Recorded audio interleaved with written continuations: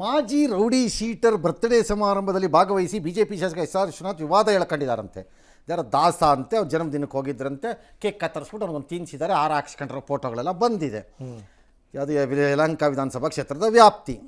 ಅದಕ್ಕೆ ಎಂದಿನಂತೆ ಪ್ರಿಯಾಂಕಾ ಖರ್ಗೆ ಅವರು ತಮ್ಮ ಇದನ್ನು ಕೊಟ್ಟಿದ್ದಾರೆ, ರೆಸ್ಪಾನ್ಸನ್ನು. ಏನಂತ, ಇದು ಅದು ಕರೆಕ್ಟ್ ಬಿಡಿ, ಪ್ರಧಾನಿ ಮೋದಿ ಇದ್ದಾಗ ಸೈಲೆಂಟ್ ಸುನಿಲ್ ನಿಲ್ಲಿಸು ಅಂತ ಮೋದಿ ಹೇಳಿದ್ರೇನ್ರಿ, ಯಾವನ ಕೋತಿ ತಗೊಂಡಾಗ ನಿಲ್ಲಿಸಿದ್ದ. ಅದು ಆಯ್ತಪ್ಪ, ನಿಲ್ಲಿಸಿದ್ರು ಹೇಳೋಣ. ರೌಡಿ ಶೀಟರ್ಗಳ ಪ್ರಚೋದನೆ, ಭಾಷಣ ಮಾಡೋರನ್ನೆಲ್ಲ ಫಾಲೋ ಮಾಡ್ತಾರೆ, ಇದೆಲ್ಲ ನಾಯಕರಿಂದ ಬಂದಿರೋ ಅಂಥದ್ದು ಅಂತ. Mister Priyanka Kharge, very sad. ಗುಲ್ಬರ್ಗಾನಲ್ಲಿ ನಾನು ತಪ್ಪಿ ಏನಾದ್ರು ಈಗ ಒಂದು 2-3 ಜನದ ಲಿಸ್ಟ್ ಕೊಟ್ಬಿಟ್ರೆ, ರೌಡಿಗಳ ಜೊತೆ ಇರೋ ಫೋಟೋನೋ ಅಥವಾ ಅವ್ರ ಜೊತೆ ಸಂಬಂಧ ಇಟ್ಕೊಂಡಿರೋದನ್ನ ಏನು ಮಾಡ್ತೀರಿ ಅವ್ರನ್ನ? ಕಾಂಗ್ರೆಸ್ ಲೀಡರ್ಗಳಿಗೆ ಯಾರಿಗೂ ಇಲ್ವಾ ಈ ಸಂಬಂಧ? ನಂಬರ್ 1. ನಂಬರ್ 2, ನನಗೆ ಈ ಪ್ರಕರಣದಲ್ಲಿ ಭಾಳ ನಿಷ್ಪಕ್ಷಪಾತವಾಗಿ ಹೇಳಬೇಕು ಅಂದರೆ, ಈ ವ್ಯಕ್ತಿ ಮಾಜಿ ರೌಡಿ ಆಗಿದ್ದರೆ, ಯಾಕಂದರೆ ನಮ್ಮವ್ರು ಒಂದು ಮಾಹಿತಿ ಕೊಡ್ತಿದ್ದಾರೆ, 23ರಲ್ಲಿ ಆತನ ಮೇಲೆ ರೌಡಿ ಪಟ್ಟಿ ಇತ್ತು, 24ರಲ್ಲಿ ಆತ ಹೈಕೋರ್ಟ್ಗೆ ಹೋಗಿ ಅದನ್ನು ಸ್ಕ್ವಾಶ್ ಮಾಡಿಸ್ಕೊಂಡ್ಬಂದಿದ್ದಾರೆ. ಈಗ ಅವ್ರಿಗೆ ಯಾವ ಪ್ರಕರಣನೂ ಇಲ್ಲ ಅಂತಿದ್ದಾರೆ 24ರಿಂದ. ಹೌದು, ಓಕೆ. ಹಾಗಿದ್ರೆ ಈಗ ಆ ಗಿರಾಕಿ ಬದಲಾಗಬಾರ್ದಾ? ರೌಡಿ ಶೀಟರ್ ಆಗೇ ಇರಬೇಕಾ ಜೀವನದಲ್ಲಿ? ಮಾಜಿ ಆದರೂ ಸರಿ, ಯಾವನು ಹತ್ರನೂ ಹೋಗಂಗಿಲ್ವಾ? ಈ ಕಾಂಗ್ರೆಸ್ನವ್ರು ಯಾರು ಹೋಗಿಲ್ವಾ ಒಬ್ಬರು ರೌಡಿ ಶೀಟ್ರ್ ಜೊತೆನೂ, ಅಥವಾ ಮಾಜಿ ರೌಡಿ ಶೀಟ್ರ್ ಜೊತೆ ಹೋಗಿಲ್ವಾ ಕಾಂಗ್ರೆಸ್ನವ್ರು ಒಬ್ಬರು? ಪ್ರಿಯಾಂಕರ್ಗೆ ಉತ್ತರ ಕೊಡಲಿ. ನಾಳೆ ನಾನು ಕೊಟ್ಟರೆ ನೀವು ರಾಜೀನಾಮೆ ಕೊಟ್ಬಿಡ್ತೀರಾ? ಅವಾಗ ಸರಿ ನಂದು ತಪ್ಪಾಯ್ತಪ್ಪ ಅಂತ ಹೋಗ್ಬಿಡ್ತೀರಾ ನೀವು? ತುಂಬ ಸಣ್ಣಕ್ಕೆ ಹೋಗಬಾರ್ದು ಅನ್ಸತ್ತೆ. ಅಫ್ಕೋರ್ಸ್ ಪೊಲಿಟಿಕಲ್ ಲೀಡರ್ಗಳಿಗೆ, including mister Vishwanath, the great MLA, common sense ಇರಬೇಕು. ನಾನು ಎಲ್ಲಿ ಅಪಿಯರ್ ಆಗಬೇಕು, ಎಲ್ಲಿ ಅಪಿಯರ್ ಆಗಬಾರ್ದು ಅನ್ನೋ ಕಾಮನ್ ಸೆನ್ಸ್ಗಳಿರಬೇಕು. ಯಾಕಂದರೆ ಜನ ಮಾಜಿ ಹಾಲಿ ಅಲ್ಲ, ಯಾವ ಮೆಸೇಜನ್ನು ಡ್ರಾ ಮಾಡ್ತಾರೆ ಅನ್ನೋದನ್ನು ಅವರು ಅರ್ಥಕೋಬೇಕು. ಅದು ಅವ್ರಿಗೆ ಬಿಟ್ಟಿದ್ದಿತ್ತು. ಅದನ್ನು ಬಿಟ್ಬಿಟ್ಟು ನೀವು ಹೋಗಲೇಬಾರ್ದು ಅಂತ ಹೇಳಕ್, ಅವ್ರು ಬದಲಾವಣೆ ಆಗಲೇಬಾರ್ದು ಅಂತ ಹೆಂಗೆ ಹೇಳ್ತೀರಿ? ಹಂಗಾರೆ ಆಮೇಲೆ ನಾಯಕರ ಆಯ್ತು, ರಾಜಕೀಯ ನಾಯಕರು ಈಗಿರೋ ಕರ್ನಾಟಕ ರಾಜ್ಯದಲ್ಲಿರುವಂತಹ ಕೆಲವು ಲೀಡರ್ಗಳೇ ತಗೊಳ್ಳೋಣಪ್ಪ, ಯಾರ್ಯಾರೋ ಎಲ್ಲ ಪಕ್ಷದಲ್ಲೂ ಈ ಥರದ ಸನ್ನಿವೇಶಗಳನ್ನು ಎದುರಿಸೇ ಇಲ್ವಾ ಅವ್ರುಗಳು? ಬೇಕಾದಷ್ಟಾಗಿದೆ ಸರ್ ಈ ಹಿಂದೆ. ಅವ್ರನ್ನೆಲ್ಲ ಏನು ಮಾಡೋಣ ಈಗ? ಪ್ರಿಯಾಂಕಾ ಖರ್ಗೆ ಮುಂದೆ ಕ್ಯಾಮ್ರಾ ಹಿಡಿದ ತಕ್ಷಣ ಎಲ್ಲದಕ್ಕೂ ಉತ್ತರ ಹಿಂಗೆ ಹೇಳ್ತಾ ಹೋದ್ರೆ ಹೆಂಗ್ರಿ ಸರ್ ನೀವು? ಆಯ್ತಪ್ಪ, ನಿಮ್ಮ ಇಷ್ಟ, ಏನು ಬೇಕಾದ್ರೂ ಮಾಡ್ಕೊಳ್ಳಿ. ಎಸ್, ಸಾಂಪ್ರದಾಯಿಕ ರೆಸಿಪಿ, ಮತ್ತಷ್ಟು ಬೇಕೆನಿಸುವ ರುಚಿ. ಕೋಡುಬಳೆ ಅಂದ್ರೆ ಅಡುಕಲೆ. ಸಾರಿಗೆ ಸಚಿವ ಭೈರತಿ ಸುರೇಶ್ ಅವರು BMTC ಬಸ್ಗಳಲ್ಲಿ ರಿಯಾಲಿಟಿ ಚೆಕ್ ನಡೆಸಿದ ವಿಚಾರವಾಗಿ ಈಗ ಸೋಷಿಯಲ್ ಮೀಡಿಯಾದಲ್ಲಿ ಪರ ವಿರೋಧ ಚರ್ಚೆ ಆಗ್ತಾ ಇದೆ. ಮಾಸ್ಕ್ ಹಾಕ್ಕೊಂಡು ಅವರು ಬಸ್ ಹತ್ತಿದ್ರು, ಚಿಲ್ಲರೆ ಇಲ್ಲ ಅನ್ನೋ ಕಾರಣಕ್ಕೆ ಕಂಡಕ್ಟರ್ ಮುಲಾಜಿಲ್ಲದೆ ಬಸ್ಸಿಂದ ಇಳಿಸಿದ್ರು. ಆಮೇಲೆ ಸ್ಟಾಪ್ ಇದ್ದ ಕಡೆ ಬಸ್ ನಿಲ್ಲಿಸಿಲ್ಲ ಅನ್ನೋ ಕಾರಣಕ್ಕೆ ಸಿಬ್ಬಂದಿಯನ್ನು ಸಸ್ಪೆಂಡ್ ಮಾಡಿದ್ರು, ಸಚಿವರು ಸೂಚನೆ ಮಾಡಿ ಕೊಟ್ಟಿದ್ರು. ಈಗ ಅದಕ್ಕೆ BJP ಶಾಸಕ ಸುರೇಶ್ ಕುಮಾರ್ ಅವರು ವ್ಯಂಗ್ಯ ಮಾಡಿದ್ದಾರೆ. ಯಾವ ಕಾಲದಲ್ಲಿದ್ದೀರಾ ಸ್ವಾಮಿ, ಈಗೆಲ್ಲ QR ಕೋಡ್ ಕಾಲ, ಚಿಲ್ಲರೆ ಕೊಡಿ ಅಂದ್ರೆ ಹೆಂಗೆ ಅಂತ BJP ಅವರು. ಫಸ್ಟ್ ಆಫ್ ಆಲ್, ಮಿನಿಸ್ಟ್ರು ಮಾರುವೇಷದಲ್ಲೇನು ಹೋಗಿಲ್ಲ, ಮಾಸ್ಕ್ ಹಾಕೊಂಡು ಹೋಗಿದ್ದಾರೆ. ಮಾಸ್ಕ್ ಹಾಕಿದ ತಕ್ಷಣ ಮಾರುವೇಷನಾ? ಬಟ್ ಅದು ಇವ್ರಿಗೆ ಗೊತ್ತಾಗ್ಲಿಲ್ಲ ಅಷ್ಟೇ. ಯಾರಿಗೆ? ಕಂಡಕ್ಟರ್ಗೆ ಗೊತ್ತಾಗಬೇಕು ಅಂತ ಎಲ್ಲಿದೆ ಗೊತ್ತಾಗಬೇಕು ಅಂತ ರೂಲ್ಸಲ್ಲಿ? ಎಷ್ಟು ಮಂತ್ರಿಗಳನ್ನು ನೀವು ಗುರುತಿಸ್ತೀರ್ರಿ ಮೀಡಿಯಾನವರು? ಹೌದು. ಈಗ ಸಡನ್ಲಿ ಇರೋ 34 ಜನ ಮಂತ್ರಿಗಳಲ್ಲಿ ಕಳೆದ ಸಿದ್ದರಾಮಯ್ಯನವ್ರ ಮಂತ್ರಿಮಂಡಲದಲ್ಲಿ ಇದ್ದಿದ್ದು ಒಂದು 2-3 ಮಂತ್ರಿಗಳನ್ನ ಯಾವನಾರು ಗುರುತಿಸ್ತಾನ? ಕರ್ಕೊಂಬಂದು ಫೋಟೋ ಇಡ್ಬಿಟ್ಟು ಇದು ಯಾರು ಹೇಳಪ್ಪ ಅಂತಂದ್ರೆ ಹೇಳ್ತಾರ? ಮೀಡಿಯಾನವರೇ ಹೇಳಲ್ಲ ಫಸ್ಟ್ ಆಫ್ ಆಲ್. ಜನ ಹಾಳಾಗೋಗ್ಲಿ ಎತ್ತ ಕಡೆ. ಏನು ಜನಕ್ಕೆ ಬೇರೆ ಕೆಲಸವಿಲ್ವಾ? 3 ಮಿನಿಸ್ಟ್ರುಗಳು ಫೋಟೋಗೆ ನೋಡ್ಕೊಂಡು ಮಿನಿಸ್ಟ್ರು ಅಂತ ಓಡಾಡ್ಬೇಕಾ? ಬೇರೆ ಕೆಲಸವಿಲ್ವಾ ಜನಕ್ಕೆ? ಅಪ್ಪ ಅಮ್ಮನ ಜ್ಞಾಪಿಸ್ಕೊಳ್ಳೋದೇ ಕಷ್ಟವಾಗಿದೆ. ಹೌದು. ಹಾಗಾಗಿ ನನ್ನ ಪ್ರಕಾರದ ಅಲ್ಲ, ನನ್ನ ಪ್ರಕಾರ ಮಿನಿಸ್ಟ್ರು ಹೋಗಿರೋದು ಸರಿ, ಮಿನಿಸ್ಟ್ರು ಹೋಗಿರೋದು ತಪ್ಪಲ್ಲ. ಸುರೇಶ್ ಕುಮಾರ್ ಹೇಳ್ದಂಗೆ ಅಲ್ಲ ಅದು. ಮೇ ಬಿ QR ಕೋಡಲ್ಲೋ ಮತ್ತೊಂದರಲ್ಲೋ ಪೇ ಮಾಡಬೇಕಾಗಿತ್ತು, ಆರ್ 100 ರೂಪಾಯಿ ಕೊಟ್ಟು ಚಿಲ್ಲರೆ ಕೊಡು ಅಂತ ಕೇಳಬಾರ್ದಾಗಿತ್ತು. ಅದು ಒಪ್ಕೋತೀನಿ. ಇಲಾಖೆಯಲ್ಲಿ ಹೆಂಗಿದೆ ನೋಡಕ್ಕೆ ಹೋಗಿರ್ತಾರೆ, ಏನು ತಪ್ಪಿಲ್ಲ, ಹೋಗೋದು ಸರಿ ಇದೆ. ಹೌದು. ಹಾಗಾದ್ರೆ ಹಿಂದೆ ಎಲ್ಲ BJP ಮಂತ್ರಿಗಳಿದ್ದವ್ರಲ್ಲ ಬುರ್ಡ ಬಿಟ್ಕೊಂಡು ಬೆಂಗಳೂರು ನಗರ ಪ್ರದಕ್ಷಿಣೆ ಅಂತ ಹೋದಲ್ಲ, ನೀವು ಕಡ್ದಿದ್ದೇನೋ ಅವತ್ತು? ಏನೇನು ರಿಪೇರಿ ಮಾಡ್ಕೊಂಬಂದ್ಬಿಟ್ರಿ ಹೋಗಿ? ದೊಡ್ಡದಾಗಿ ಮಾತಾಡ್ತಾ ಇರಲ್ಲ ಸುರೇಶ್ ಕುಮಾರ್ ಇವಾಗ. ಎರಡನೇದು, ನನಗೆ ಅದಕ್ಕಿಂತ ಕೋಪ ಬಂದಿದ್ದು ಮಂತ್ರಿ ಮೇಲೆ ಏನು ಅಂತಂದರೆ, ಯು ಆರ್ ರಾಂಗ್, ಅದನ್ನು ಸರಿ ಮಾಡಿ, ಈಗಲೂ ಸರಿ ಮಾಡಿ. ಗುಬ್ಬಿ ಮೇಲೆ ಬ್ರಹ್ಮಾಸ್ತ್ರ ಹಾಕಬೇಡ್ರಿ. ಕೈ ತೋರಿಸಿದ್ರು ಅಂತ ಬಸ್ ನಿಲ್ಲಿಸ್ಲಿಲ್ಲ ಅಂತ ಕಂಡು ಕಡೆ ಎಲ್ಲ ಅವ್ನು ಡ್ರೈವರ್ ಬಸ್ ನಿಲ್ಲಿಸ್ಕೊಂಡು ಹೋದ್ರೆ ಆಗತ್ತೇನ್ರಿ? ಮೊದಲೇ ಅವನು ಟ್ರಾಫಿಕಲ್ಲಿ ಪಾಪ ಓಡ್ಸೋಕ್ಕಾಗಲ್ಲ ಡ್ರೈವರ್ಗೆ ನಿಮ್ಮ ಟೈಮಿಂಗಲ್ಲಿ ಬಸ್ಸನ್ನು. ಹಾಗಾಗಿ ಮಂತ್ರಿ ಯಾವಾಗಲೂ ವಿಶಾಲ ಹೃದಯಿಯಾಗಿರಬೇಕು. ಹೌದು. ವಿಶಾಲ ಹೃದಯಿಯಾಗಿರಬೇಕು ಮತ್ತು ಅನುಕಂಪದ ವ್ಯಕ್ತಿ ಆಗಬೇಕು. ಪನಿಷ್ಮೆಂಟ್ ಕೊಡೋದೇ ನನ್ನ ಮೊದಲ ಕೆಲಸ ಅಂತಲ್ಲ. ಅವ್ರನ್ನ ಸಸ್ಪೆಂಡ್ ಮಾಡಿರೋದು ರಾಂಗ್. ಸಸ್ಪೆಂಡ್ ಮಾಡಿದ್ದು ಸರಿ ಇಲ್ಲ. ನೀವು ಹೋಗಿದ್ದು ಸರಿ, ಕರೆಕ್ಟ್. ನೀವು ಚೆಕ್ ಮಾಡಿರೋದು ಸರಿ. ನಾಳೆನೂ ಮುಂದುವರಿಸಿ ಬಿಡಬೇಡಿ, ಅದನ್ನು ನಾನು ಹೇಳ್ತೀನಿ ಬೇಕಾದ್ರೆ. ಹೌದು. ಬಟ್ ಸಸ್ಪೆಂಡ್ ಮಾಡಿರೋದನ್ನು ತೆಗೆಸಿ. Because it's not a mistake for them to be suspended ಅಲ್ಲ. ಎಸ್. KPSC ಅಧ್ಯಕ್ಷ ಶಿವಶಂಕರಪ್ಪ ಸಾಹುಕಾರ್ ಅವರನ್ನ ರಾಜ್ಯಪಾಲ ಥಾವರ್ಚಂದ್ ಗೆಹ್ಲೋಟ್ ಅವರು ಅಮಾನತು ಮಾಡಿದ್ದಾರೆ. ಮಗಳಿಗೆ ಸರ್ಕಾರಿ ಹುದ್ದೆ ಗಿಟ್ಟಿಸಿಕೊಳ್ಳೋದಕ್ಕೆ ನಕಲಿ ಆದಾಯ ಪ್ರಮಾಣ ಪತ್ರ ಸೃಷ್ಟಿ ಮಾಡಿ ಅಧಿಕಾರ ದುರುಪಯೋಗ ಆರೋಪದಲ್ಲಿ ಶಿವಶಂಕರಪ್ಪ ಅವರ ತಲೆದಂಡ ಆಗಿದೆ.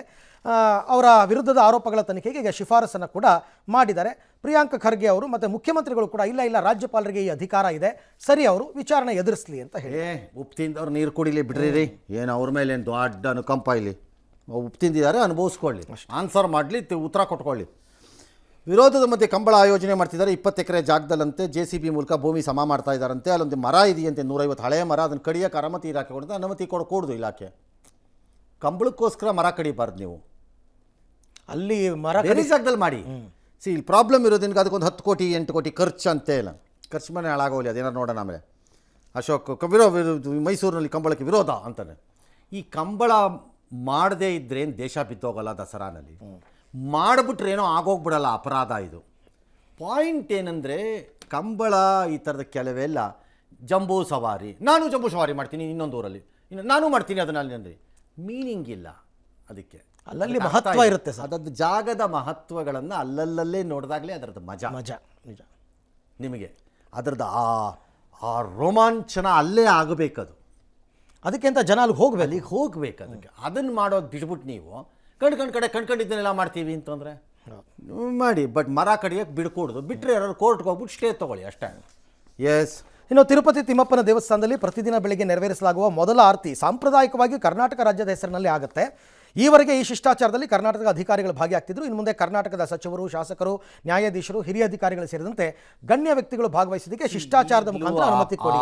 ಆ ಪೂಜೆಗೆ ಸಾರ್ವಜನಿಕರು ಹೋಗ್ತಿಲ್ಲ. ಅರ್ಥ ಆಯ್ತಾ? ಹಾಗಾಗಿ ಇದಕ್ಕೂ ಸಾರ್ವಜನಿಕರಿಗೂ ಯಾವ ಸಂಬಂಧವೂ ಇಲ್ಲ.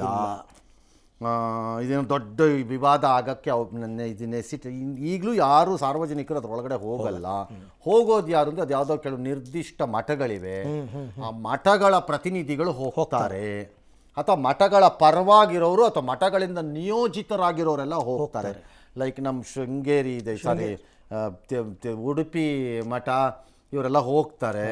ಹಾಗಾಗಿ ಅದಕ್ಕೂ ಇದಕ್ಕೂ ಸಂಬಂಧ ಇಲ್ಲ. ಇದರಲ್ಲಿ ಅವ್ರನ್ನ ಬಿಟ್ಕೊಂಡ್ರೆ, ನಾವು ಹೋಗದೇ ಇರೋ ಟೈಮಲ್ಲಿ ಅವ್ರು ಹೋಗ್ಕೊಳ್ಳಿ, ಏನು ಬೇಕಷ್ಟೇ. ಅದಕ್ಕೇನು ಸಂಬಂಧನೇ ಇಲ್ಲ. ಅದು ಮುಂಗಾರು ಮಳೆ ಕೈ ಕೊಡುವಂಥದ್ದು ಸರ್ವಲಕ್ಷಣಗಳು ಕಾಣಿಸ್ತಿದೆ. ನಾವು ಮಾತಾಡ್ಕೋತಾ ಇದ್ದೀವಿ.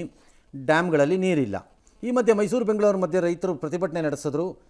ಜಿಲ್ಲಾಧಿಕಾರಿಗಳ ಕಚೇರಿ ಮುತ್ತಿಗೆ ಹಾಕೋ 6ನೇ ಹಂತದ ಕುಡಿಯೋ ನೀರಿನ ಯೋಜನೆ ಕೈ ಬಿಡಬೇಕು.